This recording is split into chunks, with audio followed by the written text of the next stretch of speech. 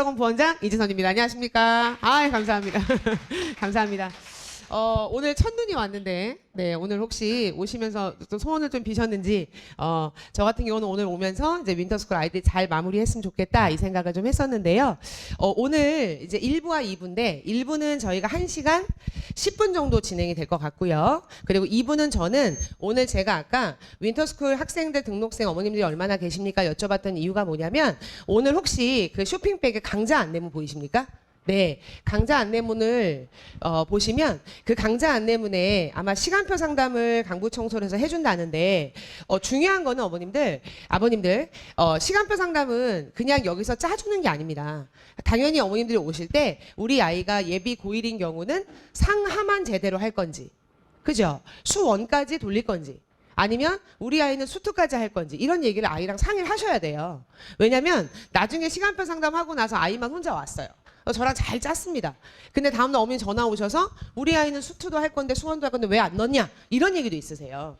그래서 충분히 상의가 되셔야 된다는 얘기예요. 그래서 강좌 안내문 얘기 제가 이따가 드릴 거고요. 이따 2부 때 어떻게 짜야 하는지랑, 그리고 거기 오시는 그 강좌 안내문에 보시면 여러 선생님들이 계신데, 이분들 중에 저희 또 메인 선생님들, 그래서 예비 고1 선생님들 중에서 또 우리 윈터가 끝나고 나서 또 단과로 이어지는 형태까지 제가 좀 말씀을 드리려고 합니다. 이해가시죠? 그래서 2부 때는 저랑 그 얘기를 제가 촬영을 오프해 놓고 그냥 꺼놓고 있다가 저희 1부만 촬영을 하고 2부 때는 제가 적나라하게 다 말씀을 드릴 테니까, 강좌 안내문 짜실 때 학생들하고 상의가 반드시 돼야 되니까 오늘 얘기 들으시고 진행하시면 될 것 같습니다. 이해가시죠? 네. 그러면 저희 1부 저희 공범건 선생님 모시고 진행을 하도록 하겠습니다. 진행이 될까요, 부모님들? 네. 잠시만 기다리세요.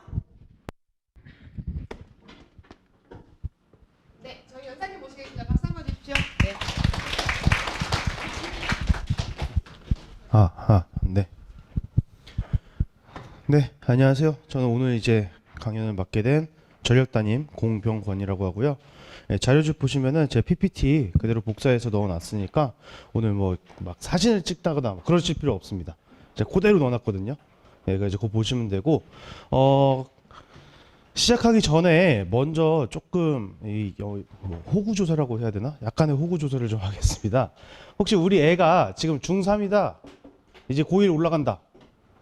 고1 올라가시는 분 절반, 고2 올라가는 학생이다, 절반 정도 되네요. 그럼 우리 애가 지금 첫 애다 하시는 분 혹시 거수 좀 있고, 그러면 이제 둘째나 셋째겠죠? 예, 외동은 같이 손 드셨을 테니까 절반 정도 되네요. 여기 여쭤본 이유는 제가 설명을 드리는데, 이게 아는 분들이 그러니까 막 고2, 고3을 이미 겪었다, 그러니까 고3을 이미 겪었다 하시는 분들은 이런 거 알고 있는데 막 이제 이러시는 분들도 계실 수가 있어가지고, 그래가지고 한번 여쭤봤고요. 그래도 이제 절반 이상 정도 되니까, 오늘 이제 제일 중요한 거는, 우리 아이가 이제 고등학교 올라갔어요. 이제 고2가 됐어. 어영부영 보내다 보니까 고1이 그냥 딱 지나갔죠. 도대체 뭘 알고 있어야 내가 아이랑 대화를 하고, 나 애한테 뭘 해라, 아니면 내가 아이한테 뭘 도와줄 수 있을까, 그런 것들이 필요하잖아요. 저는 이제 전략담임이라고 소개를 드렸는데, 그러니까 재수반 전략담임입니다. 그러니까 제 직업은 재수반의 전략담임이기 때문에, 제가 이렇게 고1, 고2 학부모님들하고 상담을 하거나 아니면 이런 연설을 할 때 꼭 드리는 말씀이 있어요. 고등학교 3학년이 끝나고 학생들이 저를 만나면 안 됩니다. 그쵸? 저는 전략반, 재수반 전략담임이니까. 그래서 오늘 내용들을 바탕으로 너 저 선생님 만나면 안 돼, 만나지 않으려면 어떻게 해야 돼, 라는 거를 좀 이제 생각을 하시고 보시면 좋을 것 같아요. 시작을 하도록 하겠습니다. 자, 잠시만요. 안 넘어가네요.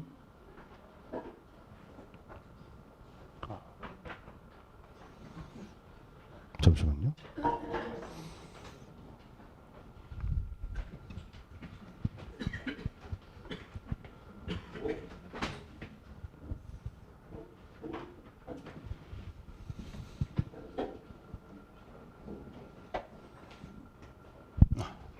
감사합니다.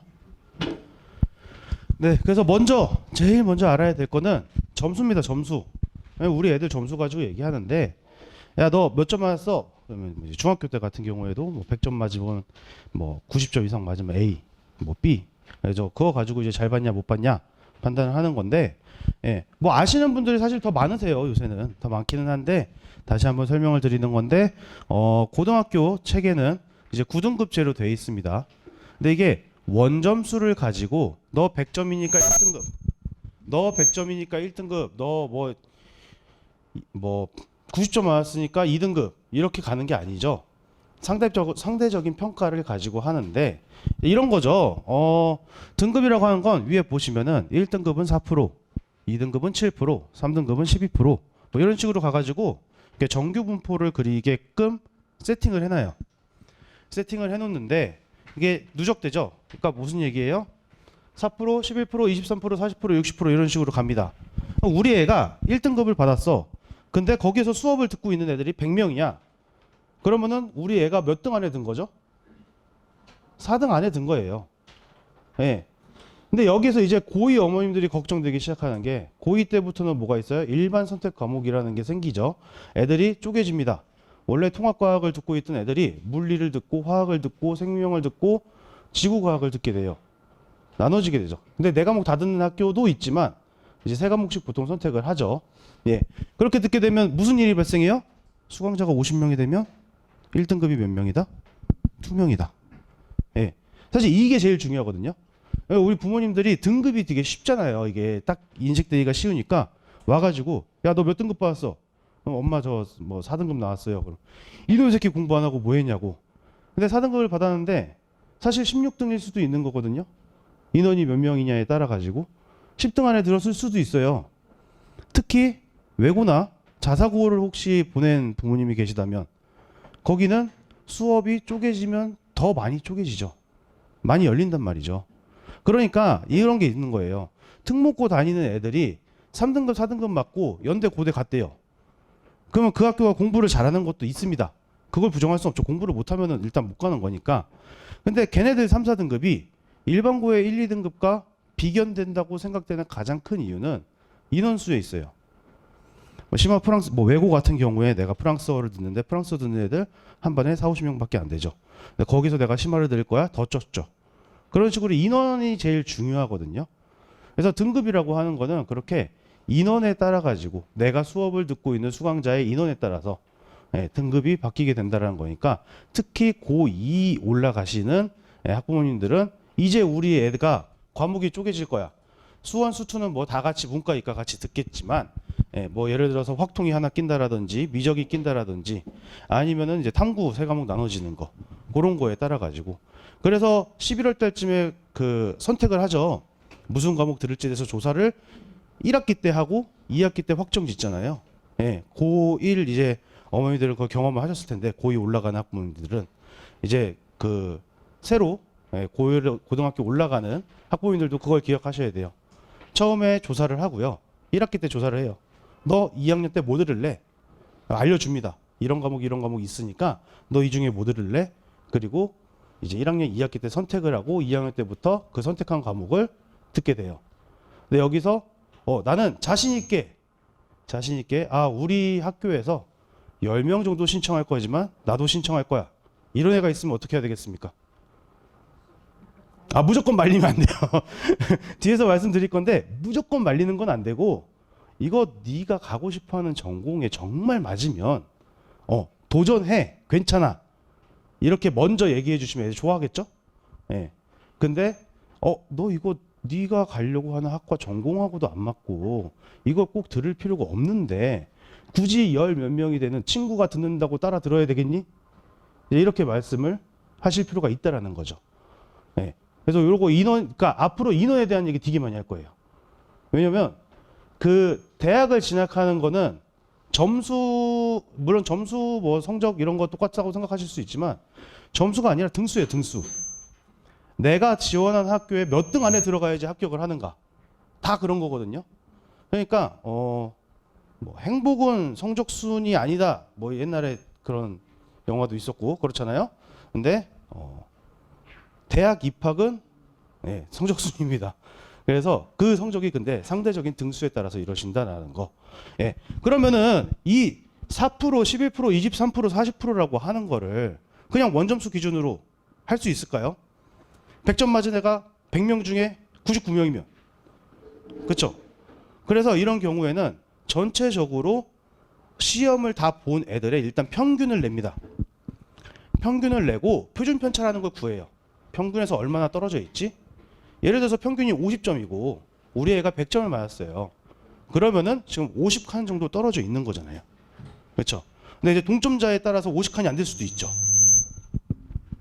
네. 그래서 그런 것들을 가지고 계산을 하는 게 표준 점수라는 거예요. 그래서 수능 성적표를 보시면 여기 이게 수능 성적표 예시거든요.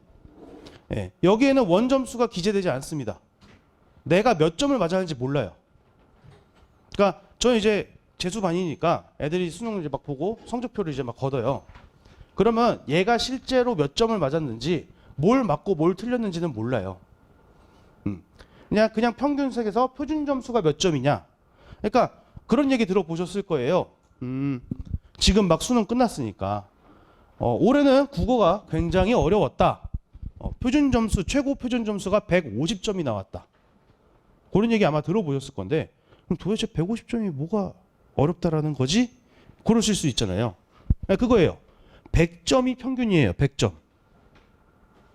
이해되세요? 평균 맞은 애는 100점인 거예요.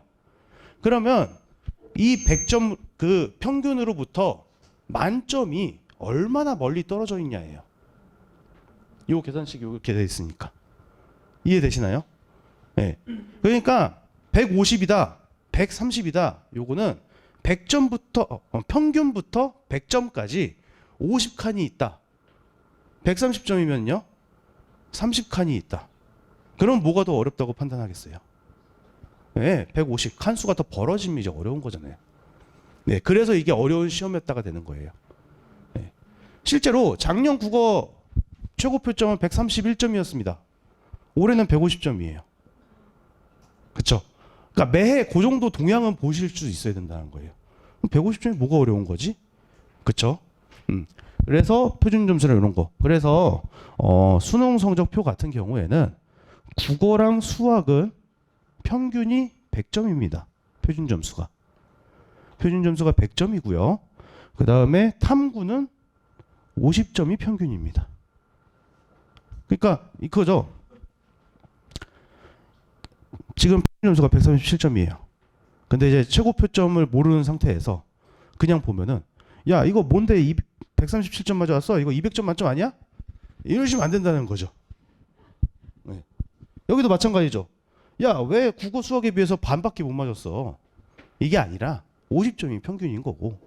네. 거기에서 얘가 3칸 더 벌어졌네. 얘는 4칸 더 벌어졌네. 아니죠. 14칸 벌어진 거죠. 그렇죠? 요걸 가지고 이 표준 점수를 가지고 이제 백분위 점수라는 걸 내는 겁니다. 네. 백분위 점수는 뭘까요? 100으로 나눴을 때 점수예요. 그러니까 수험생이 100명이다. 그러면 너는 100명 중에 몇 등 정도 하는 성적이야. 그러니까 뭐예요? 퍼센트 누적 비율이에요. 누적 비율. 그러니까 표준 점수로 줄을 쫙 세워요. 100점 평균 잡고 위로 아래로 쭉 자리를 잡은 다음에 그 다음에 이제 자르는 거예요. 4% 여기까지 1등급. 네. 그게 그러면 누적 점수로는 뭐겠어요? 자, 4입니다. 4. 100에서 이걸 빼야겠죠? 얘는 100분위가 몇이겠어요? 1등급 끝자락은? 96. 제일 잘 본 애는 100. 근데 이제 여기서 생각을 하셔야 될 게 이제 이거예요. 숫자 나오니까 복잡하죠? 저 숫자 되게 싫어하는데 봐야 돼요. 올해 수능 점수입니다. 올해 국어랑 수학의 누적 100분인데요. 다 공개해주면 좋겠는데 평가원에서는 성적표 발표 전날 이런 도수분포표라는 걸 줍니다. 도수분포표가 뭐냐면 이거예요. 이거. 점수대에 표준 점수 아까 설명드렸죠. 이 표준 점수에 몇 명이 있습니다라고 알려줘요. 그러니까 150점에 몇 명 있어요. 뭐 149점에 몇 명 있습니다. 147점에 몇 명 있어요. 이런 것들을 쭉 해줘요. 왜냐면 그걸 받아다가 이제 옆에서 작업을 합니다. 그러면 총 시험은 몇 명을 받고 얘가 지금 몇 %지? 요거 쫙 계산해요. 예. 이제 이거는 제가 받자마자 계산을 하는 거예요. 얘네가 해주는 게 아니라. 그래서 이거 보고 등급 컷을 이제 보는 거죠. 아, 그러면은 11.456. 아까 2등급이 몇 % 했어요? 다들 1등급만 보고 계셨죠? 네, 11%예요. 11%. 그러니까 11% 안까지 들어오면 얘는 2등급이라고 체크를 하는 거죠. 여기까지는 2등급. 그럼 보시면은 2등급이라고 하는 등급 속에 132점부터 125점까지 있게 되는 거죠. 그러니까 등급만 가지고 너 2등급 받았으니까 잘 봤어 못 봤어 이렇게 얘기하시면 안 된다는 거예요. 2등급에서 낮은 점수를 받은 애와 높은 점수를 받은 애가 있는 거고요. 왜냐면 그 퍼센트 안에 있어야 되는 거니까. 그리고 2등급 높은 점수와 2등급 낮은 점수는 대학교가 3, 4개는 갈립니다. 예, 등급 칸이 아예 바뀌어요. 같은 2등급이라고 가는 게 아니고요. 올 2등급을 다 높게, 뭐 예를 들어서 100분이 95, 96 쪽으로 130점을 다 맞았다. 그리고 뭐 탐구도 다 맞았다. 그래서 올 2등급이 나왔다. 그래서 높은 2등급이다 라고 하면요, 연고대까지 씁니다. 연고대까지 써요. 이과 같은 경우에는. 문과는 조금 어려울 수 있는데. 예. 근데 마찬가지로 다 낮은 2등급이다. 다 똑같이 2등급 받았어요. 다 낮은 2등급이면요, 건대, 경희대 쓰기 조금 어렵습니다. 거길 도전을 해야 돼요. 그러니까 나 5월 2 받았어. 5월 2 받았어. 일단 잘했네 칭찬을 해줘야죠. 아이 잘했네. 근데 대학을 쓰려고 보면은 5월 2등급 서울대, 연고대 간다는데 왜 우리 애는 못 가죠? 이제 이런 부모님들이 계시게 돼요. 예. 근데 등급으로 대학을 가는 건 아니고요. 예. 근데 이게 내신도 똑같다라는 거예요. 아까 말한 것처럼. 그러니까 이거는 40만이 보는 시험이니까 이렇게 되는 거고. 근데 100명, 200명이 보는 내신 시험도 사실 이거랑 똑같은 형식으로 점수 구성이 되는 거예요. 그러니까 동점자가 많으면 어떻게 하겠어요? 이 점수대에 애들이 몰려 있어서 갑자기 막 100분위가 팡 터질 수 있잖아요. 그러면 등급 매기기 애매해지잖아요. 예, 제가 색칠해 놓은 게 그런 거예요. 자, 국어 같은 경우에는 여기가 11.466%까지 나왔어요. 그래서 11% 다음이 12%니까 여기까지 2등급 잡기 좋아요. 근데 얘는 어때요? 자, 여기 똑같은 점수 100분이 표준 점수랑 똑같은 점수인데 여기 보시면 12.566%죠. 그러면은 100분위로는 여기 10 이제 반올림 돼서 13. 그래서 87이 됩니다. 그렇죠? 그다음 여기도 뭐예요? 11.915. 동점자가 많아요. 12%예요. 12%인데 그 위가 9.93이었잖아요. 9.9였잖아요. 그러면 11%딱 맞출 수가 있어요, 없어요? 못 맞춰요. 그러니까 얘는 88까지가 2등급이에요. 원래 계산대로라면 89가 돼야지 2등급이 되는 거잖아요. 예. 근데 100분이 동점자가 막 몰리는 구간이 생긴단 말이죠. 그러면은 100분이 하나가 없어지죠. 예. 그러니까 이게 내신을 하는 입장에서는 어떻겠어요? 안 그래도 시험들을 100점 내에서 왔다 갔다 해야 되는데 동점자도 많을 거란 말이죠. 그렇죠? 그러니까 100분위로 계산을 잘 안 하게 되고 등급만 놓고 보게 되는데 등급도 왜냐면 인원 한 명에 왔다 갔다 하게 되니까 그래서 등급을 가지고 애들이 얘기를 하게 되는 건데 그 등급도 빵꾸 날 수가 있게 되는 거죠. 갑자기 인원이 확 여기 동점자 엄청 많아. 그러면 동점자까지는 괜찮아요. 걔네까지는 좋게 봐줘요. 근데 동점자가 너무 많아서 이렇게 퍼센트가 넘어가게 돼버리면 걔네도 다 하나씩 깎여서 내려가게 될 수 있는 거죠. 네. 그래서 요 숫자들을 좀 잘 보실 필요가 있고 그래서 똑같은 표준 점수를 받아도 등급이 다를 수 있다라는 거. 네. 그리고 100분위도 똑같은 표준 점수가 같은 100분위를 갖고 있는 건 아니다라는 거. 네. 그런 것들을 좀 알고 기억을 해 두실 필요가 있어요. 그렇게 보시면 되고요. 자, 그럼 이 성적들을 가지고 대학은 어떻게 뽑냐? 대학들은 어떻게 뽑냐? 많이 정리가 됐죠. 입시가 많이 정리가 됐어요. 예전에는 무슨 전형, 무슨 전형, 무슨 전형 이렇게 말들이 많았는데 지금은 교과 전형이라고 하는 전형과 종합 전형 그리고 논술 그리고 수능 이렇게 일단 4가지만 생각하시면 됩니다. 혹시 우리 애가 실기를 할 거야 아니면 우리 애가 어떤 특기를 가지고 있어 특기생으로 갈 거야 하는 건 별개고요. 예, 그거는 별개로 생각을 하셔야 되는 거고 일반 대부분의 학생들은 요 4가지 전형으로 대학을 가게 될 겁니다. 그럼 지금 고2 이제 고3 올라가는 고2 올라가는 고1 학부모님들은 이미 내신을 받아봤단 말이죠. 그렇죠? 내신 받아보니까 어떻습니까? 얘가 뭘로 대학을 갈지 짐작이 가시나요? 잘 모르시겠죠? 갑자기 우리 애가 1학기 중간고사를 끝내고 와가지고 엄마 나는 교과가 아니라 수능이 맞는 것 같아. 이래요. 1학년 1학기 때 와가지고 그래서 아니야 아직 기회가 있으니까 더 힘내보자. 네, 그리고 1학년 2학기가 돼서 나는 그래도 수능이 맞는 것 같은데 고1 때도 그러는데 고2 때는 더 심합니다. 고2 때는 수행평가 하다가도 갑자기 와서 나 이거 아닌 것 같아 이래요. 네. 나 수능이 맞는 것 같은데 네. 갑자기 다 수능들을 원하면서 정시 파이터가 되겠다면서 네. 이렇게 세상과 싸우려고 준비를 하는데 어떤 것들을 교과 전형이라고 부르는지 어떤 걸 종합 전형으로 부르는지 이제 부모님도 조금 아실 필요가 있어요. 교과 전형이라고 하는 전형은요.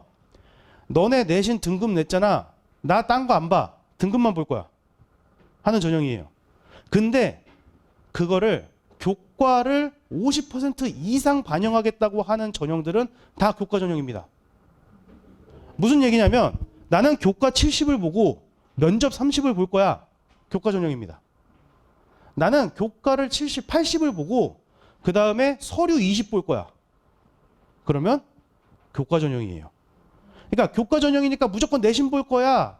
내신만 중요해가 아니라 내신을 기본적으로 평가를 하는데 거기에 면접이라든지 서류라든지 아니면 기타 등등 그런 것들을 넣어서 보겠다라고 하는 거고요. 대부분의 상위권 대학들 그러니까 상위권 대학들의 교과 전형은 일단 기본적으로 수능 최저가 붙습니다. 수능 최저는 얘기 많이 들으셨죠?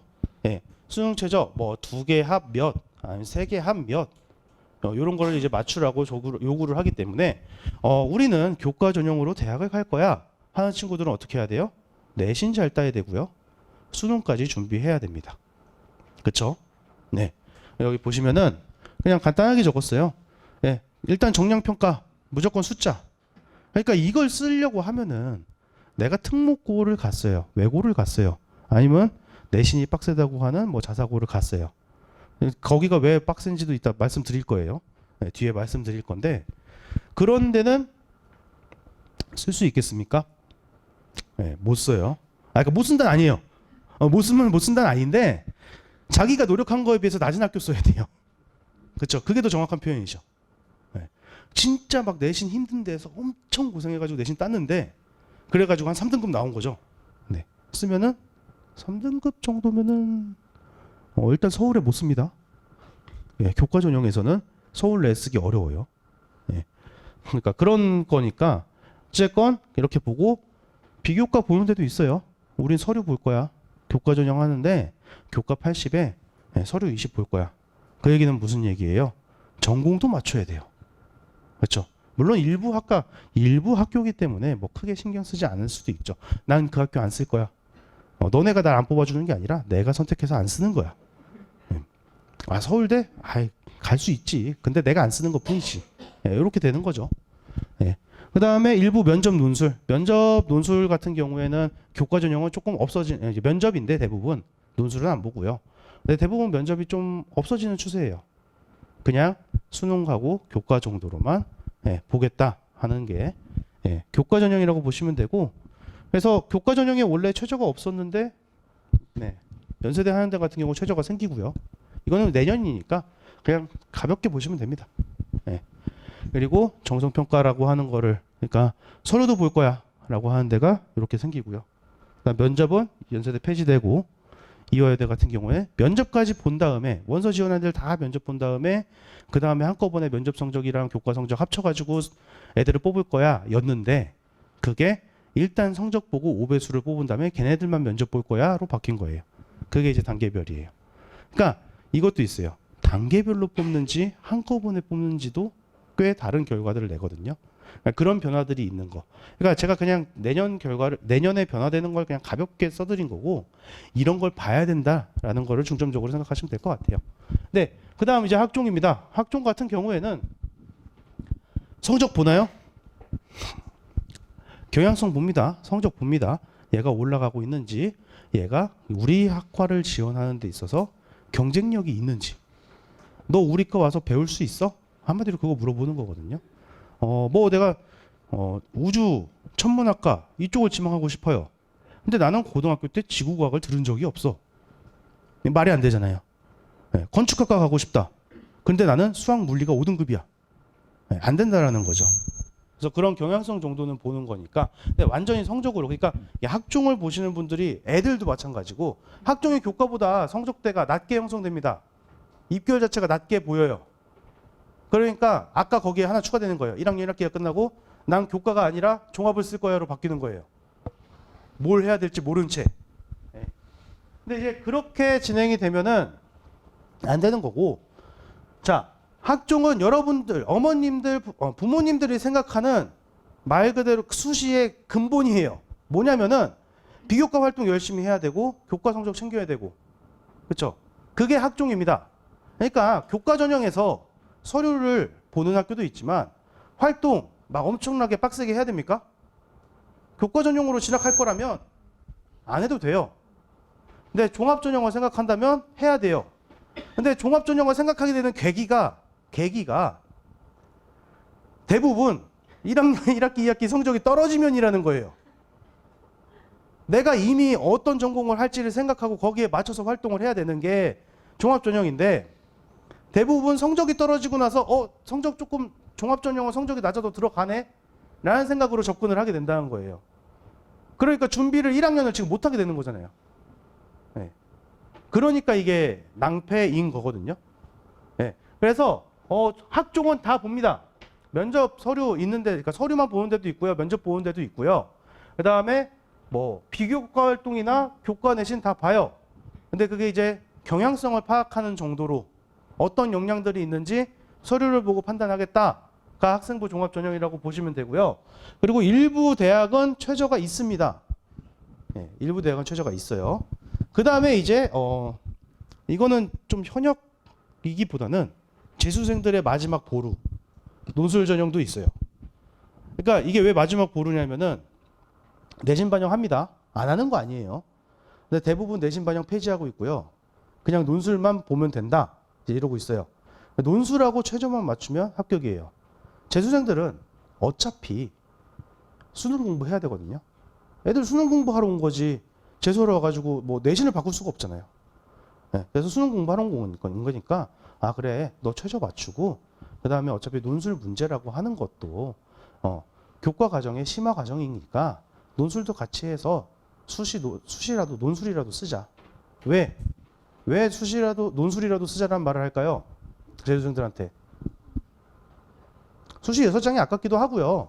더 근본적인 건 이미 교과나 학종은 고3 때 떨어져 봤기 때문에 그러니까 다시 써봐야 물론 다시 써서 더 좋은 데 갈 수도 있어요. 그 해에 약간의 운도 있고요. 성향도 있고요. 그래가지고 될 수는 있죠. 그래서 씁니다. 쓰긴 쓰는데 대부분은 논술을 쓰게끔 유도를 하죠. 왜 그 6장의 카드를 버릴 수는 없으니까. 그러다 보니까 아무래도 더 오래 공부하고 더 많은 시간을 준비한 애들이 유리할 수밖에 없기는 하죠. 그래서 2학년 2학기가 되면 이제 겨울방학이 되면 애들이 쪼르르 와가지고 엄마 나 어디 논술학원 알아봤어. 이러면서 논술 등록해줘. 이렇게 합니다. 그 얘기는 무슨 얘기일까요? 나는 교과 학종으로는 글렀어 엄마. 이제 이 얘기를 하는 거죠. 그러니까 이게 지금 잘 생각해 보세요. 지금 성적을 바탕으로 애들이 어떻게 행동할까를 생각해 보시면 가만히 생각해 보시면 성적을 받고 애들이 수동적으로 움직여요. 성적을 받고 난 이 성적이 안 되니까 여기 갈 거야. 이 성적이 안 되니까 이 전형 할 거야. 이 전형이 안 돼. 계속 밀리는 거죠. 그러니까 어떤 전형이 나한테 적합하냐를 생각해야 되는데 나한테 적합한 전형을 생각하는 게 아니라 내 성적에 적합한 전형을 생각한다는 거죠. 근데 어떤 애는 교과 내신 보는 게 그나마 더 나을 수 있는 거 아닙니까? 그나마 내신 공부하는 게 더 나한테 잘 맞아. 난 수능 공부가 잘 맞아. 난 내신 공부가 잘 맞아. 그러니까 잘 맞지만 성적이 안 나올 수 있다는 거죠. 아니면 난 논술같이 하나 이렇게 진득하게 좀 푸는 게 좋아. 거기에 따라 달라지지 않겠습니까? 준비할 수 있는 게. 근데 부모님들도 이제 똑같이 움직이신단 말이에요. 성적을 보고 교과는 어려우니까 우리 종합을 생각해 볼까? 2학년 때 이것저것 활동해봐. 그러면은 생각한 거 없이 막 활동합니다. 대충 활동해요. 그리고 나서 3학년 때 어떡하지? 논술이라도 해볼까? 2학년 겨울방학 때. 좀 빠르신 분들은 2학년 중간고사, 2학년 1학기 이후부터 여름방학부터 논술을 시작합니다. 논술을 시작하면은 이게 희한한 게 논술을 상담해도 마찬가지인데 최저만 통과하면 지들이 그냥 붙는 줄 알아요. 그냥 붙는 줄 알아요. 그래서 뭐 예를 들어서 뭐 올해 같은 경우도 건대를 딱 씁니다. 성균관대를 딱 써요. 그런데 딱 6월, 9월 성적 보니까 최저가 맞을 것 같대. 그러면은 다 됐네? 이 생각을 해요. 그러더니 갑자기 공부를 안 해요. 예. 이게 재수생뿐만 아니라 고2, 고3도 마찬가지. 이제 논술학원 가면 이거는 말씀드리면 원장님한테 혼날 수도 있는데 저희도 논술을 하기 때문에 논술학원 선생님들은 기본적으로 애들한테 넌 안 돼라는 말을 하지 않습니다. 네, 그게 기본이에요. 너는 논술에 소질이 없어. 안 돼. 그만둬. 뭐 어느 학원이든 다 마찬가지겠지만 논술학원은 더더욱 못해요. 그래 잘한다. 너 좀만 더 하면은 성대 논술이랑 잘 어울리는 것 같아. 넌 연대 논술 수능 전에 보는 거 보면은 잘 맞겠는데? 이런 식으로 합니다. 근데 거기에 그게 이제 지푸라기라서 부모님들과 아이들은 거기에 빠져들게 되죠. 뭐 그게 나쁘다라는 건 아니에요. 나쁘다라는 건 아니지만 객관적으로 자기를 좀 보실 수 있어야 된다라는 얘기예요. 그래서 그런 것들이 좀 필요하고요. 그래서 종합전형 같은 경우에 최저 한양대, 시립대가 일부 신설이 될 거고요. 면접 고려대가 폐지를 합니다. 그러니까 이런 게 폐지되면 어떻겠어요? 면접 폐지되면 어떨 것 같아요? 입결이라고 하는 그 점수 자체가 높아집니다. 성적적으로 자신 있는 애들이 먼저 지원할 거고 면접으로 뒤집을 수 있어 하는 애들이 지원 안 할 거기 때문에 성적은 올라가게 돼요. 논술 전형도 고대 논술 내년에 생긴다라는 게 아마 이제 가장 큰 이슈 중 하나예요. 그리고 과학 논술이 폐지되면서 이과 쪽을 생각하시는 분들은 과학 논술을 준비할 학생은 의대를 대비하는 학생밖에 없습니다. 일반대에서는 이제 과학 논술이 서울여대만 남았어요. 근데 서울여대는 원래 과학만 봅니다. 그래서 뭐 서울여대를 타겟팅 해가지고 하신 분이 없으시잖아요. 그렇죠? 집 앞에 있는 건데. 그래서 그런 것도 좀 보시면 될 것 같고요. 하나하나 보시면요. 자, 우리나라는 요 4가지 전형 중에 뭘로 가장 많이 뽑을까요? 우리나라는 교과 전형입니다. 우리 학교 196개 대학이 있고요. 4년제가 196개인가 192개인가 그래요. 지방에 있는 대학까지 다 합치면. 그래서 교과 전형으로 가장 많이 뽑습니다. 자, 특히 지방이 많아요. 왜 지방이 교과 전형이 많을까요?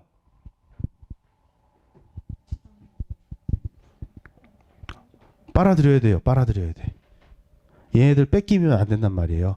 자, 교과 전형을 준비한, 그러니까 내신을 기본적으로 하고 있는 특히 지방의 고등학교를 다니는 학생들 같은 경우에는 수능 준비가 잘 안 돼 있다는 게 중론이고 실제로도 그런 결과가 나오고 있습니다. 그러면은 지방에서는 얘네가 수능 혹은 재수 이런 걸로 도망치기 전에 이 지역에 묶어놓을 필요가 있죠. 그러니까 교과 전형으로 다른 데 안 돼. 여기 와. 이렇게 해서 묶어놓으려고 교과 전형으로 많이 뽑습니다. 학종도 사실 마찬가지인데요. 지방 쪽에는 학종이 별로 없습니다. 활성화되어 있지도 않고요. 그 이유 중 하나는 일단 지방에 있는 고등학교들이 학종을 운행할 능력이 부족한 경우가 많고요. 실제로 애들이 별 활동이 안 돼 있을 가능성도 높아요. 활동을 가지고 뭔가 뽑는다는 게 어려울 수 있습니다. 그러니까 학종도 전체적으로 적습니다. 근데 보시면은 자, 가운데 선이 상위 15개 대학이에요. 그 다음에 초록색이 의치 한수약으로 해놨네요. 한의대가 앞인가요? 뭐 다르겠지만 의치 한수예요. 자, 약대까지 보시면은 돼요. 의대 쪽 의대 계열을 희망한다면 교과 전형이 더 많은 인원을 뽑습니다. 왜 그럴까요? 왜 그럴까요? 일단 가장 큰 건 지방대 인원이 더 많아요. 예, 의책 현수에 서울 쪽 있는 인원보다 예, 지방 쪽 인원이 더 많습니다.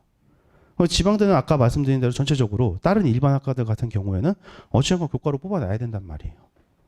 그렇죠? 예, 그래가지고 지방 쪽에는 지방 쪽에 있다 보니까 요게도 많이 뽑고요. 종합전형 같은 경우는 서울 15개 대학이 압도적으로 많죠. 예. 그러니까 서울권에 특히 상위 15개 대학이라고 하는 대학들은 지금 정부에서 전 정부부터죠. 정시 인원 40% 공정화해야 된다. 그 얘기를 2022년부터 지키고 있습니다. 예.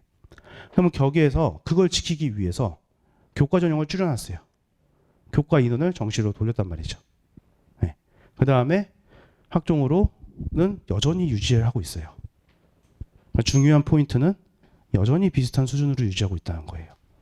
인원수가 조금씩 줄기는 해요. 조금씩 줄긴 하는데 그거는 그 학교의 전체 정원 모집이 줄어들고 있는 거고요. 비율상으로는 이 정도 비율을 시키고 있다라는 거.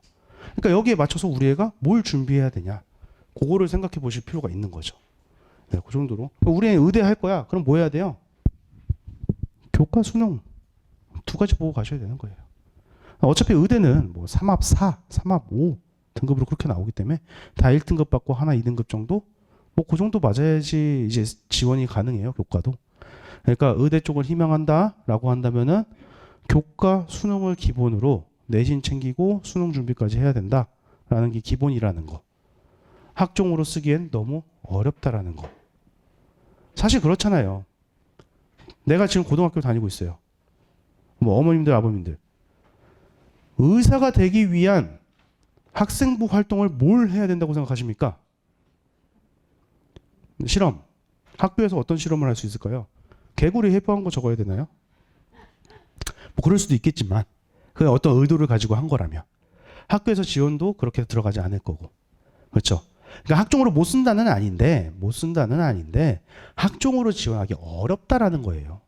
그래서 그런 것들을 생각하셔야 되고요. 하나씩 보겠습니다. 자, 교과 전형부터 상세하게 설명을 드릴 건데요. 요게 지금 써 있는 게 일반 선택이라는 게 있고 진로 선택이라는 게 있습니다. 일반 선택이라고 하는 거는 석차 등급 9등급제로 진행이 돼요. 네, 9등급제로 진행이 되고요. 그 다음에 진로 선택이라는 건 A, B, C로 평가합니다. 이 얘기 많이 들어보셨죠? 자, 지금 현재 교과 전형에서는 진로 선택 과목을 반영한다라고 생각하시는 분. 설명 제대로 못 들으셨죠? 다시. 지금 우리가 교과 전형을 쓰려고 해요. 그 교과 전형에서 등급이 안 나오는 이 진로 선택 과목을 반영한다. 안 한다. 한다라고 생각하시는 분. 네, 몇 분 안 계시네요. 안 한다. 나머지는 판단할 수 없다. 답을 기다리겠다. 반영하기 시작했습니다가 정답입니다. 재작년부터인가부터 반영하고 있어요. 무슨 얘기예요? 고3 때 진로 선택한 것도 최소한 A는 받아야 된다. 물론 그 시기쯤 가면은 이미 우리 아이는 내신에 대한 동력을 잃었을 겁니다. 하지만 그럼에도 불구하고 내가 교과를 생각한다면 보통 교과 생각하는 애들 3학년 1학기 때 되면 어떻게 돼요? 안 해요. 예. 물론 끝까지 하는 애들도 덜어 있어요. 대학교가 3학년 1학기까지만 성적을 반영합니다. 왜? 3학년 1학기 끝나고 성적 취업된 걸 받아야지 수능이랑 같이 평가할 수 있지 3학년 2학기 성적 나오기 전에 수능을 본단 말이에요. 수능 끝나고 3학년 2학기 기말고사를 본다고요. 그러니까 3학년 1학기 때까지 딱 하고 이제 갑자기 확 버려요. 3학년 2학기 때 막 대충 진로 선택하고 진로 선택 대충 나와요. 그리고 진로 선택이 수능 과목과 연계되지 않았으니까 3학년 1학기 때도 진로 선택. 그리고 가장 중요한 거 석차 등급 9등급이 안 나오니까 얘는 반영 안 될 거야 라고 생각하고 안 한다라는 거죠. 그랬다가 피를 보기 시작하는 게 올해부터입니다. 올해부터 진로 선택 과목을 반영을 많이들 하고 있어요. 그리고 올해부터는 아니죠. 거의 작년, 재작년부터 다 하고 있어요. 자, 진로 선택을 원래는 반영 안 했었어요. 안 했었는데 하게 된 가장 큰 이유는 사실 어머님들이 더 많이 들으셨을 우리 애랑 상관도 없는데 2028년 고교 선택제, 고교 학점제, 선택 학점제 고교 학점제 때문이 큽니다. 그때는 9등급제가 아니라 5등급제로 바뀌고요. 예, 그 다음에 다 절대평가로 A, B, C, D, E 평가도 합니다. 상대평가랑 절대평가 같이 한다고 지금 그렇게 공표가 난 상태예요. 예, 그러니까 얘네들 반영해봐야 된다는 거예요. 대학 입장에선. 반영해서 뽑아봐야 28년에 제대로 뽑을 수 있다. 이것저것 실험을 하고 있는 그런 시기인 거예요. 이것저것 실험을 하는. 그게 키포인트. 그래서 그렇게 보셔야 되고요. 그러니까 이걸 보시면서 학종을 하시는 분들은 학종을 생각할 거야 하는 분들은 내가 어떤 과목을 선택해야 될지 생각해야 된다는 거죠.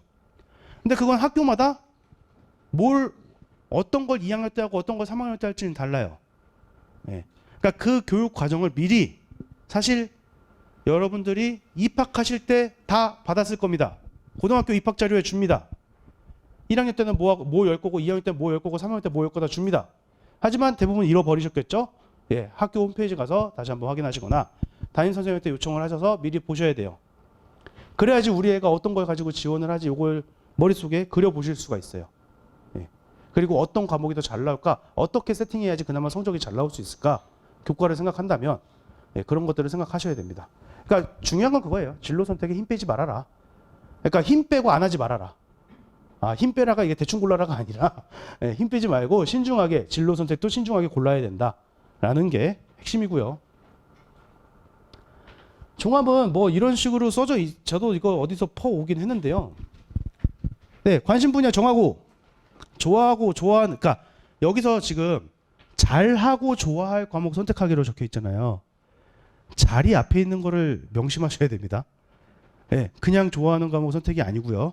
잘할 수 있는 과목을 선택해야 됩니다. 잘할 수 있는 과목을 선택하는 게 중요하고요. 그 다음에 참여할 교내활동 기획해서, 그러니까 이런 것들을 많이 신경 써야 되는 게 그냥 쉽게 말하면 학종이에요. 1학년 때 내가 이런 거 선택했어. 2학년 때 본격적으로 활동을 시작해야 된다는 거죠. 그러니까 지금 이제 2학년 올라가는 부모님들 계시잖아요. 그럼 우리 애가 1학년 동안 어디에 관심을 갖고 활동을 했을까를 아이랑 얘기를 해보셔야 돼요. 아니면은 관심 없이 활동했을 수도 있어요. 특히 남학생 같은 경우에는 친구 따라서 막 갑니다. 야, 이거 하자 그러면 와 그러고, 저거 하자 그러면 와 그러고 가요. 그거를 1학년 때 활동하신 거를 확인하시고요. 확인해 보시고 거기에 맞춰서 앞으로 너는 사실 이런 걸 좋아하는 애였어라고 세대시키셔야 돼요. 그리고 2학년 때 거기에 맞춰서 활동을 시키셔야 됩니다. 엄마가 쭉 보니까 너는 이렇게 이러고 놀았구나. 잘 놀았네. 근데 이렇게 노는 거 보니까 너는 건축학과 가면 괜찮을 것 같아. 라고 생각하고 2학년 때부터 건축에 관련된 활동을 해보자. 이렇게 돼야 된다고요. 그러니까 수학 과제를 할 때도 건축과 연관된 것들을 하긴 해야 돼요. 예. 아치형 뭐 어쩌고저쩌고 이러면서 맨날 애들 쓰는 거 있어요.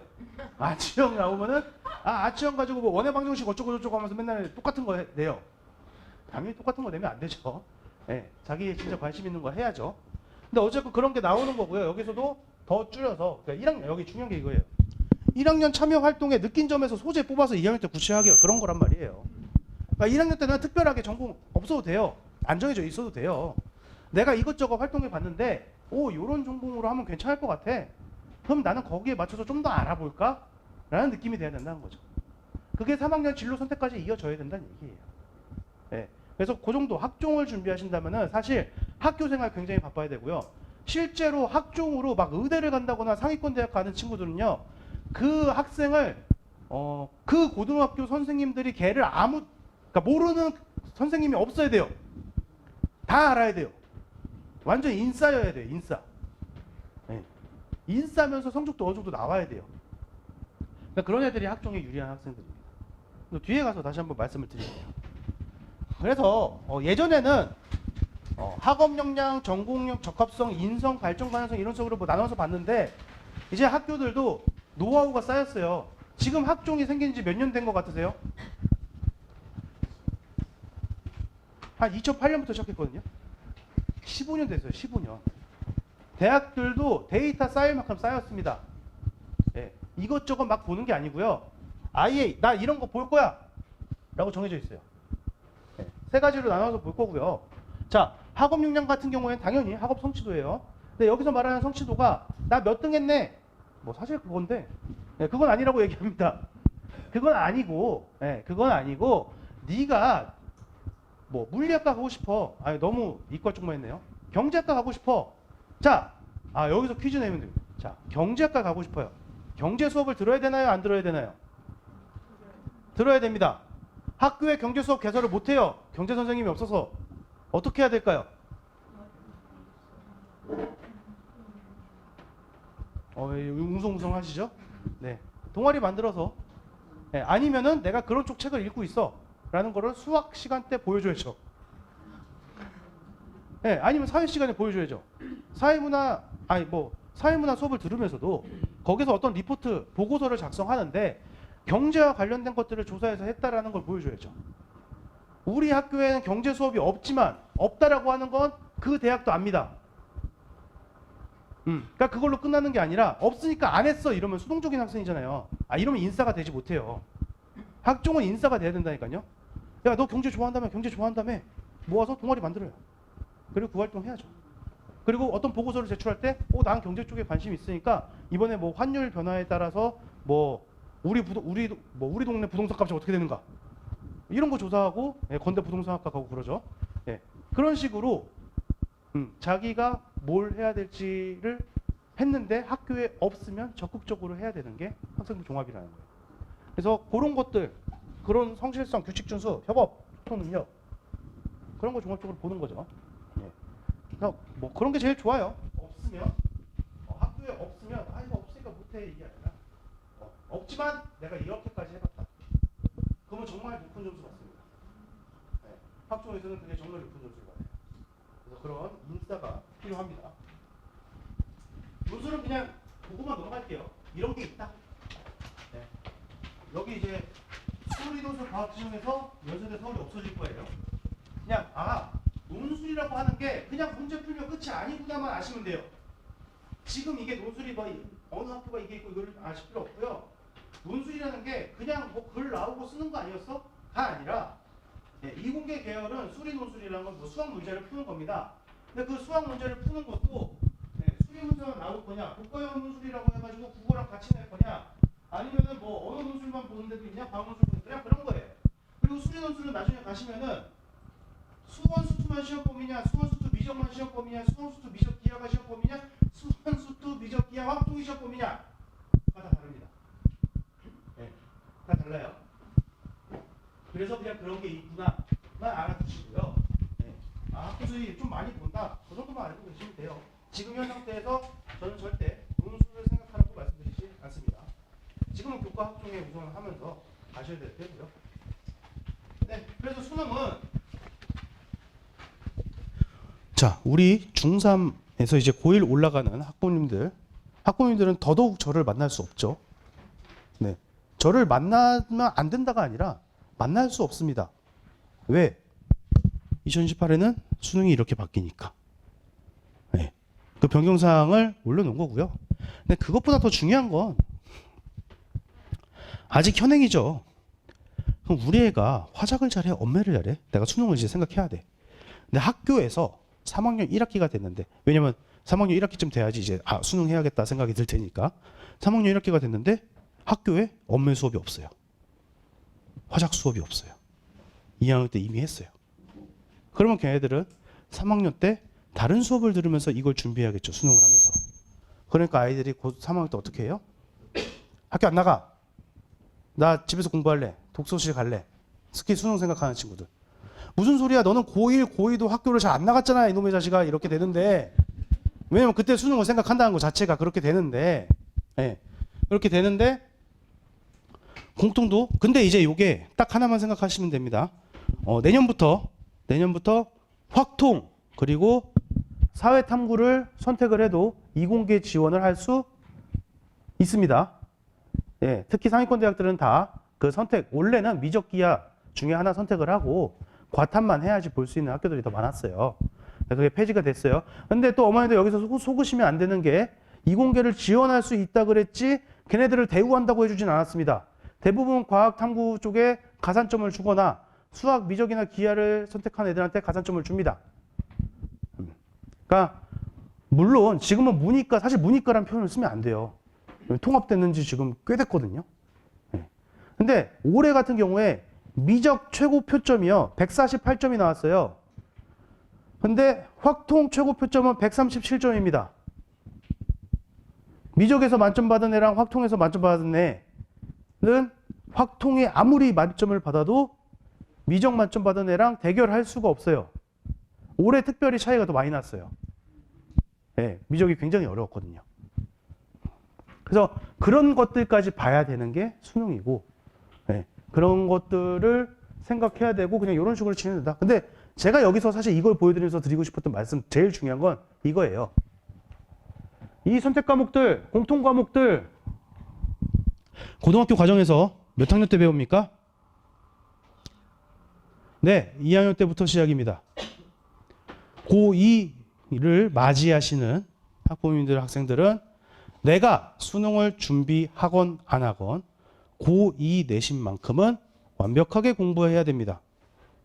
실제로 고등학교 3학년 때 와가지고 지금 물화생을 선택해서 들었어요. 이과에서. 세 과목 하라 그래서 아무것도 모르고 물화생 했어요. 그리고 고3 때 갑자기 수능은 생지로 본답니다.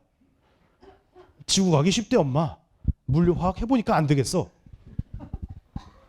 안 된다는 거예요. 그러면 안 돼요. 예. 그러니까 어떻게 보면은 수능 선택 과목 이런 것들은 고1 2학기 때 결정이 난다는 얘기죠. 예. 이거는 고1 어머니들도 생각하셔야 되죠. 그리고 고2 때 받은 내신 성적이 문제가 아니라 그 내신 때 공부한 내용이 시험에 나온다고요. 고2 때 공부한 거 고3 때 또 공부하고 있어요. 난 모든 걸 잊었어. 새로 시작할 거야. 그러니까 성적이 안 나온다고요. 고2 때 내신을 착실하게 쌓은 애들은 수능도 금방 적응합니다. 왜? 내가 다 알고 있는 내용이니까. 수능은 고등학교 교과서 과정을 벗어난 걸 문제를 낼 수가 없어요. 특히 올해 더 말씀을 하셨죠? 예. 교과서 왜 문제 원래 없었는데 교과서 왜 문제 내지 말라 그러셨어요. 그렇잖아요. 예. 그래서 교과서 문제가 없어요.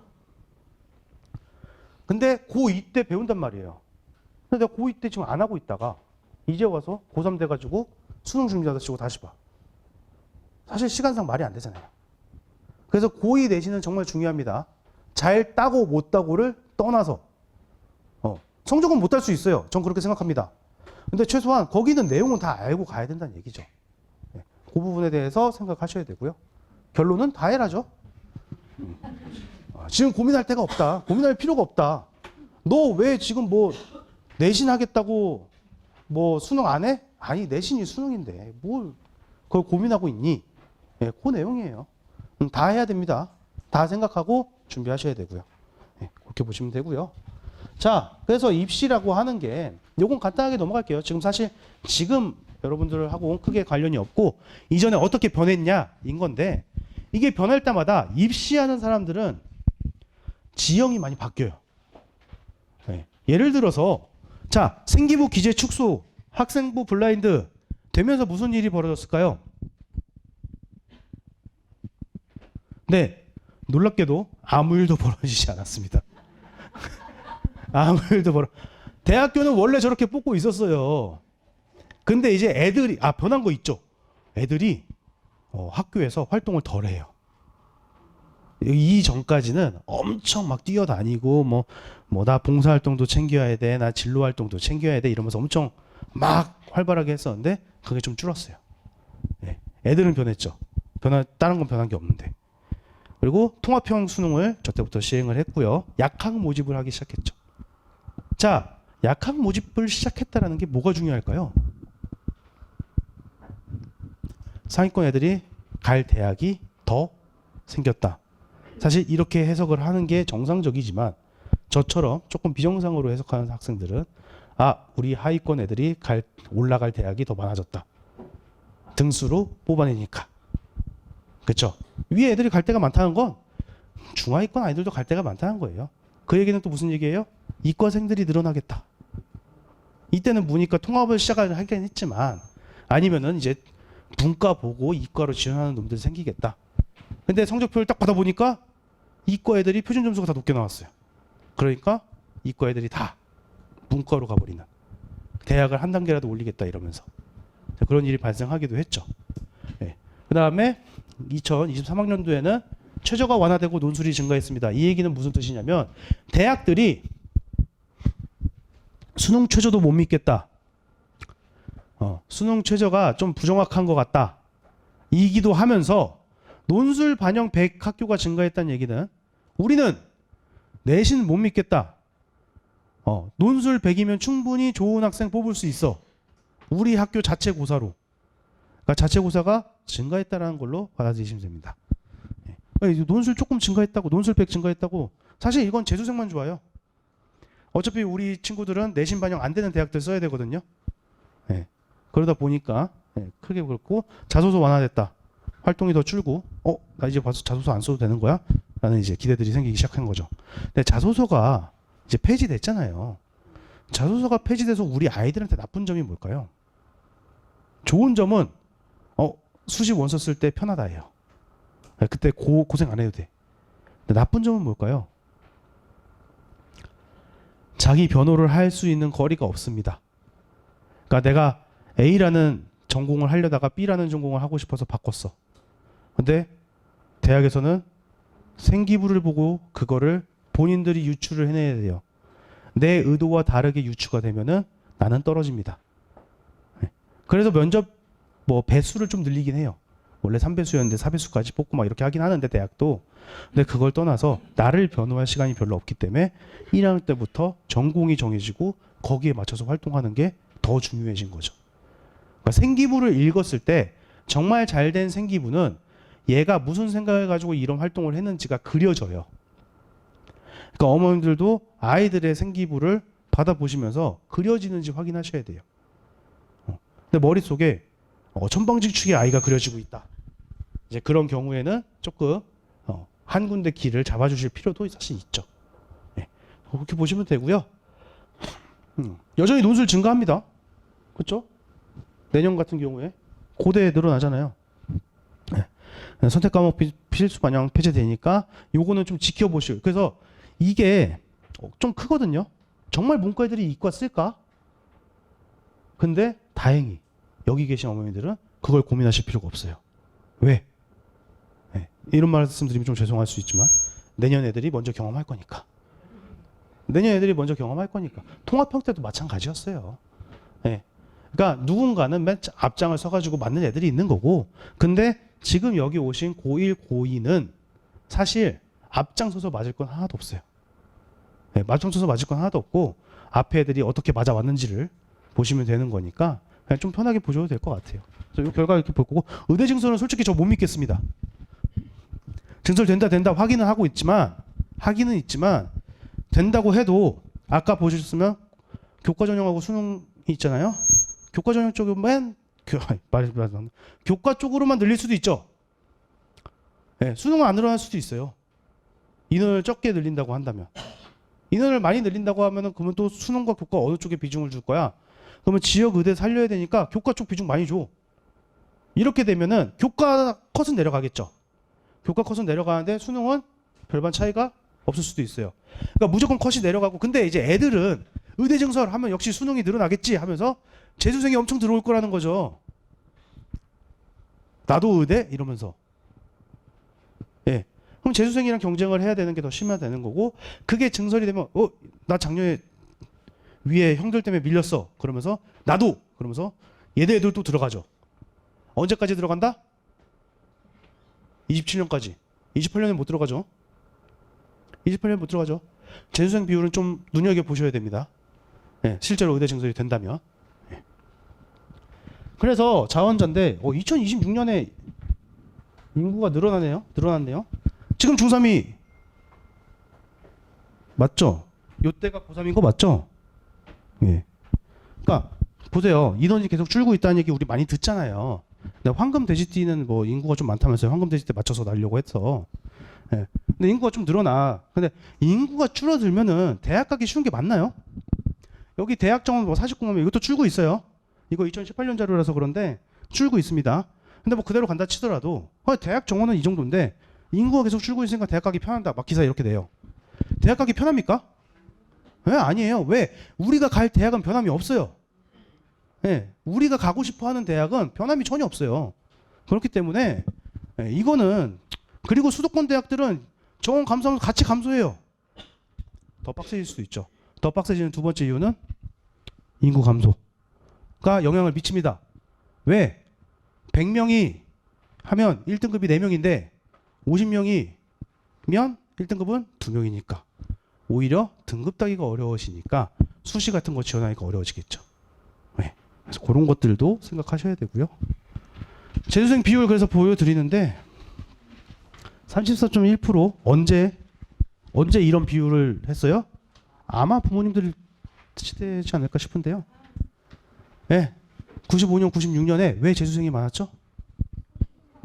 네. 수능 맨 처음은 94년입니다. 그쵸? 처음으로 학력고사를 벗어나서 수능이란 걸 봤는데 무슨 생각 들겠어요? 다시 하자. 한 번 더 해보자. 난 처음이었으니까. 그게 2년은 이어진다고요. 여기도 마찬가지예요. 통합수능 되면서예요. 여기가 통합수능이었잖아요. 네. 한 번 더 해보자. 한 번 더 해보자. 그냥 이러고 있는 거예요. 근데 이제 의대 증설된다 그러면 더 올라갈 수도 있죠. 네. 그런 것들. 근데 재수생과 현역하고 비교했을 때 수능이 왜 재수생이 더 유리할까요? 네, 그냥 간단합니다. 더 연말을 하기 때문에.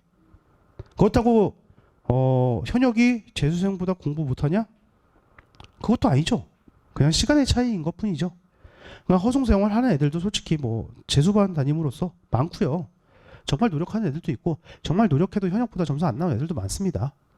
네. 재수생이 마냥 유리하다는 아니지만 근데 공부하는 시간, 투자되는 시간이 다르니까 그거에 대해서는 네. 그렇다고 수능 준비 안 하면 안 돼요. 아까 말씀드린 것처럼 내신이 곧 수능이에요. 뒤에서 말씀드릴 건데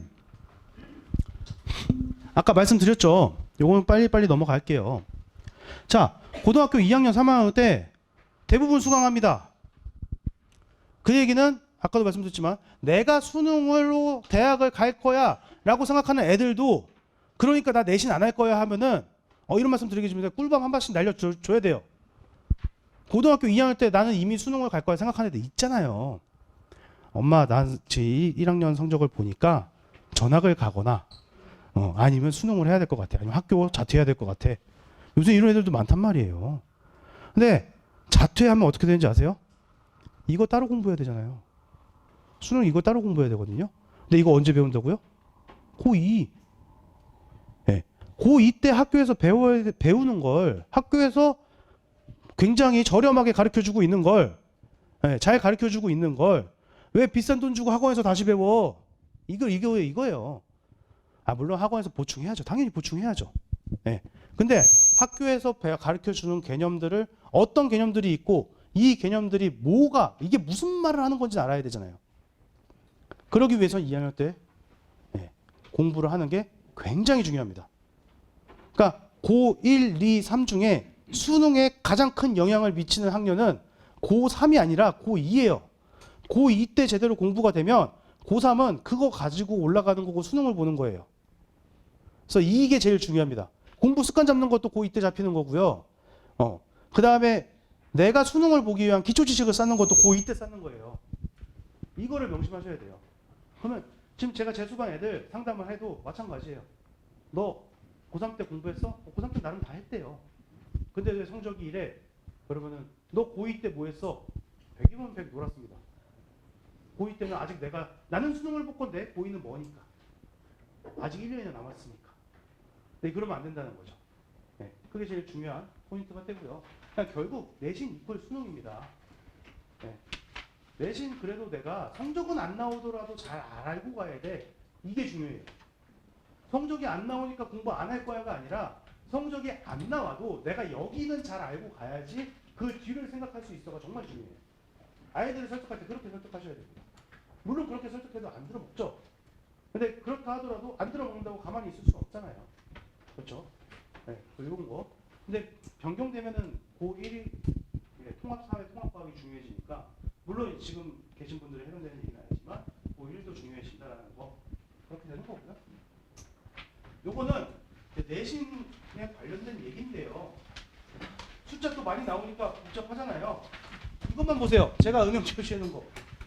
수행평가 비율입니다. 자, 우리가 학교를 평가할 때 아까 종합전형하고 교과가 있었죠. 종합전형은 조금 더 애들이 인싸가 돼야 된다고 했어요. 어떤 걸 통해서 인싸가 돼야 된다? 수행평가. 반대로 말씀드리면 수행평가 비중이 높은 학교일수록 학종을 더 잘 보낸다입니다. 자신의 학교를 평가를 하실 때 우리 학교는 어떤 학교지? 선생님들이 대학교 어떤 식으로 갔는지 안 가르쳐줘. 그럼 이거 보고 판단하시면 돼요. 수행평가가 비중이 높은 학교들이 있어요. 특히 특목고등학교 같은 경우에는 대부분 높습니다.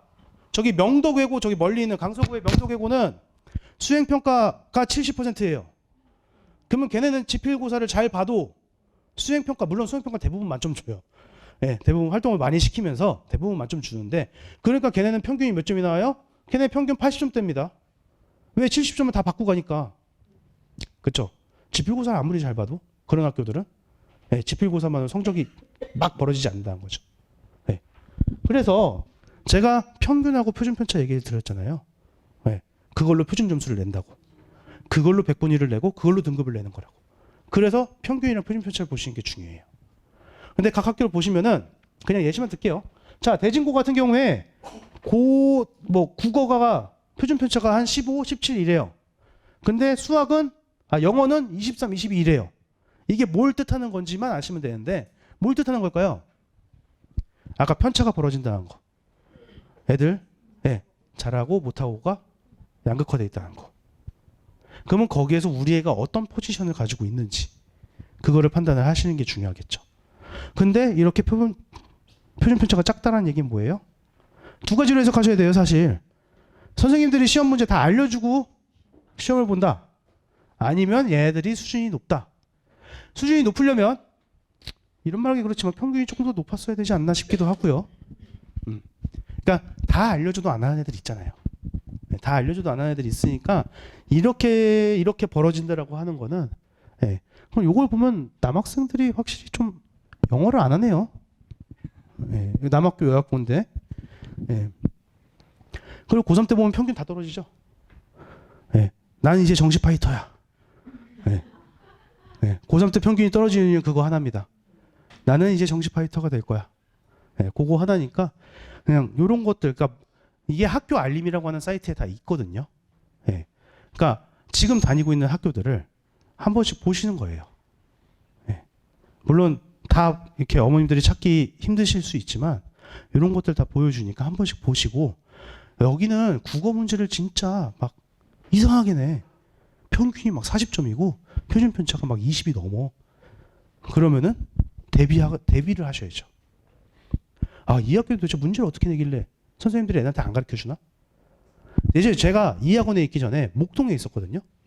목동에 그런 학교가 있어요. 교장 선생님이 영어 듣기 평가를 직접 읽어줍니다. 그리고 수학 선생님이 수업 시간에 대놓고 얘기해요. 너네 100점 한 명도 안 나오게 할 거야. 평균 30점 찍어요. 30점. 그러면 상위권에 엄청 피 보게 되거든요. 점점 나는 그쪽에 몰릴 거니까. 거기에 100점 맞는 애가 안 나오니까. 그런 학교들도 있어요. 그런 학교들도 있어요. 근데 요새는 좀 많이 줄긴 했을 거예요. 그럼 혼났겠죠. 근데 교장 선생님이 영어 읽어준 건 진짜 충격이었는데 왜 그러는지 모르겠는데. 근데 자기 학교들이 어떻게 하고 있는지는 알아두실 필요가 있습니다. 이런 걸 통해서 알아두시는 거예요. 보시면 되고요. 그다음에 이거는 제가 원장님 PT를 몰래 훔쳐왔어요. 훔쳐왔는데, 그러니까 해야 될 건데 뭘 해야 되냐? 그러니까 재수생들한테 물어본 겁니다. 너 지금 재수, 그러니까 고3 때 했던 것 중에 제일 후회하는 거 뭐냐? 아니면은 재수가 끝나고 나서도 아쉬웠던 게 뭐니? 이거죠. 그러니까 양 치고 초반에 쟤는 이게 제일 커요. 초반 오버페이스. 특히 고등학교 올라가는 친구들 이제 신납니다. 난 이제 고등학생이야. 어른과 다를 바가 없지. 이러면서 공부도 열심히 할 거야. 그러면서 달려들어요. 초 1학년 1학기 때, 중간고사 때. 자기는 나름대로 모든 걸 투자했다면서 공부를 합니다. 성적이 안 나왔어. 어떻게 되죠? 끝나요. 갑자기 난 정시 파이터니까 2학년 2학기까지 놀 거야. 이렇게 돼요. 이게 현실이죠. 그러니까 초반 오버페이스 이거 잘 조절하는 게 중요해요. 활동도 마찬가지예요. 고등학교 활동도 1학년 때는 막 나는 지금 우리 학교에 150명이 있어. 학교 정원이 150명이야. 나는 나를 제외한 149명의 전화번호를 모두 따겠어. 그렇게 활동을 하면 지친다는 거죠. 초반 오버페이스 같은 것도 중요하고, 그다음 요거는 재수를 하러 오는 애들, 특히 이과 애들이 제일 많이 얘기하는 건데요. 탐구 얕잡아 본 거. 근데 아까 말씀드렸다시피 탐구, 내가 수능 때 탐구 과목을 언제 결정한다고요? 1학년 2학기입니다. 1학년 2학기 때 결정을 해서 듣는 거예요. 그래서 2학년 때 듣는 거죠. 자, 2학년 때 들었던 거를 무시하고 3학년 때 새로운 걸 선택한단 말이에요.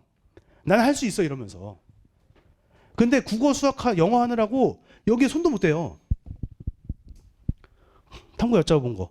그러니까 2학년 때 공부 잘 해놨으면 얕잡아 봐도 됩니다. 근데 공부 안 해놓고 얕잡아 보는 게 문제죠. 그래서 뭐 겸손함 부족한 거 이런 거 있는데, 그냥 결론은 뭐냐면 내가 지금 머릿속에 뭐가 들어있고 나는 어디까지 공부가 돼 있고 지금 나한테 뭘 필요로 하는가, 그거를 애들이 알아야 되고요. 그리고 부모님들도 그걸 알아야 돼요. 오늘 제가 설명을 드린 내용들은 다 그런 내용입니다. 어머님들이 최소한 이런 부분들을 알아야지 아이의 성적을 객관적으로 보고 대화를 하실 수 있다는 게 중요한 거예요. 무슨 말인지 이해되시죠? 그래서 그런 것들을 좀 보실 필요가 있고요. 자, 그럼 어울리는 전형을 찾아야 되는데 뭘로 찾을 거냐는 거죠. MBTI? 우리 애 MBTI 다 아시나요? MBTI가 뭐야? 막 이러고. 아빠들 그런 거 가가지고 난 QT 막 이러고 엄마 이게 뭐야 막 이러고 그런데, 자, MBTI 뭐 학습 성향이라고 저희 회사에서 만든 LMTI라는 것도 있어요. 뭐 나중에 검색을 해보셔도 되는데 그런 것도 있고, 적성 검사 학교에서 많이 하죠. 자, 이런 게 필요할까요? 저는 말씀드립니다. 다 해보셔야 됩니다. 이것저것 다 이용하셔야 된다고요. 우리 애를 난 잘 알고 있어라고 생각하시는 학부모님들 많은데요. 학교에서 생활과 실제로 집에서 생활이 굉장히 다른 애들도 많고요. 근데 이런 거 너 뭐야? 엄마 귀찮아 이런 거 말하냐 아니가 이런 게 아니라 엄마 MBTI 해보니까 난 이거였는데 너는 뭐니? 이런 식으로 대화를 물꼬를 터나가는 거죠. 그리고 실제로 MBTI 같은 경우가 뭐 아주 틀린 건 아니에요. 그러니까 예를 들어서 2인 학생들, 나는 외향성이 짙어. 그럼 뭘 준비해야 되겠어요? 학종하는 게 유리하지 않겠습니까? 어차피 외향적인데. I인 애들, J인 애들, J가 뭐 계획형이래요. 계획 잘 세운대요. 잘 세우고 어떻게 하는지 모르겠지만 요새는 뭐 또 그 계획형이 아니라, 사실 계획을 잘 세우는 게 아니라 계획이 망가졌을 때 스트레스 정도라고 하더라고요. 스트레스를 덜 받냐 더 받냐. 그러면은 너는 J라고 했으니까 그럼 계획을 우리가 세워서 해볼까? 라고 얘기할 수 있는 허리가 된다는 거죠. N이면 뭐 상상력이 풍부하니까 너는 이제 뭐 수학은 버리자. 사실 이러면 안 되지만 수학도 그 수학자의 수학 문제를 낸 사람의 의도를 생각하면서 상상해보면서 문제를 풀어보자. 어떤 식으로 지도를 하는지, 내가 그 애를 뭘 알고 있는지, 어떤 걸 이용할 건지를 생각하면서 하셔야 되니까 다 해보셔야 됩니다. 다 보셔야 되고요. 그래서 우리 애가 진짜 어디, 그러니까 아까 말씀드린 대로 객관화가 돼야 돼요. 부모님들도 아이를 판단하는데 객관화가 돼 있어야 되고요. 아이도 아이 스스로 객관해야 됩니다. 근데 누가 더 객관화하기 쉬워요? 부모님들이 객관화 해주시는 게 더 편하다고요. 그래서 다 해보시고 다 조사해보세요. 그런 게 필요하고요. 마지막으로, 자, 이건 간단하게 설명을 드릴게요. 자, 우리 학교가 특목고냐, 자사고냐, 공립고냐, 일반고냐에 따라서 다른 게 있습니다. 첫 번째, 교사, 순환보직. 이걸 왜 적어놨을까요? 한 학교에 오래 계신 선생님은 그 학교에 대한 자료가 풍부합니다. 생기부 뭐 우리 몇 점대까지 어느 대학 갔어? 우리 어디까지 어떻게 대학 갔어? 자료가 풍부하죠? 근데 순환보직은 어때요? 그러니까 공립고 같은 경우에 5년마다 순환하죠. 그 학교에 대한 자료가 적을 수 있습니다. 대신 다양한 경험을 더 많이 하셨기 때문에 학생들을 평가하는 데나 이런 데 있어서는 더 좋을 수도 있어요.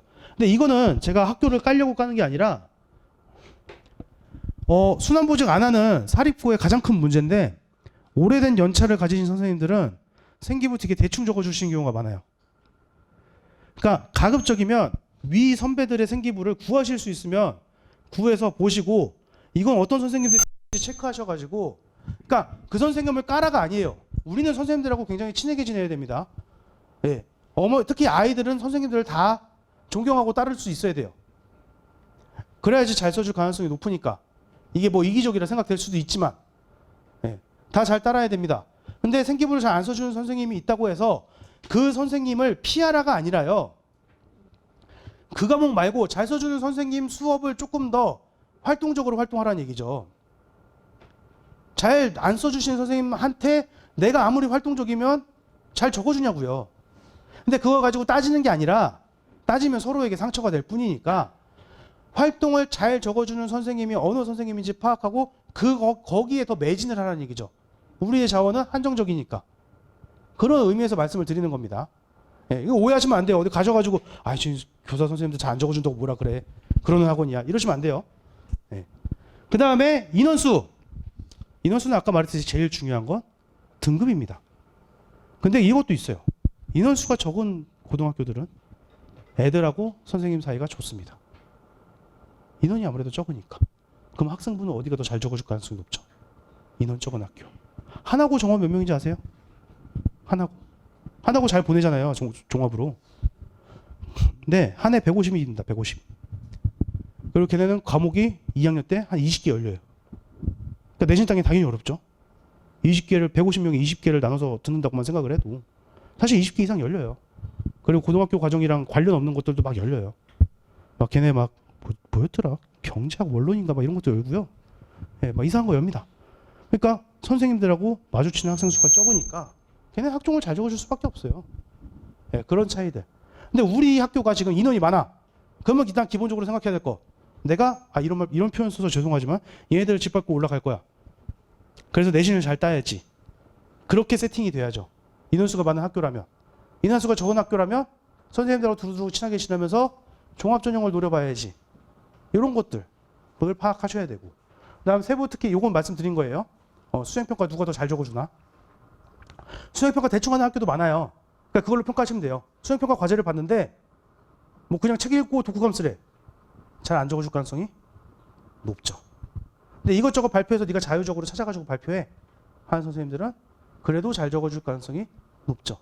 그러니까 이런 것들도 파악하셔야 되고, 아까 잠깐 보여드린 대로 수행평가 비율도 체크하셔야 되고, 예, 그런 것도 체크하시고, 진로 과목 개설 다양화는 지금 하나고 얘 들은 거 그겁니다. 얼마나 수업을 많이 열어주냐? 별로 안 열어줘. 그런 학교는 뭐 준비해야 돼요? 교과 수능해야 된다고요. 근데 내가 수업을 다양하게 많이 열어줘. 거기에 강사 선생님들, 그러니까 교사 선생님들이 충분히 있어. 과목을 열어줄 정도로. 그러면 거기는 학종으로 잘 보내는 학교예요.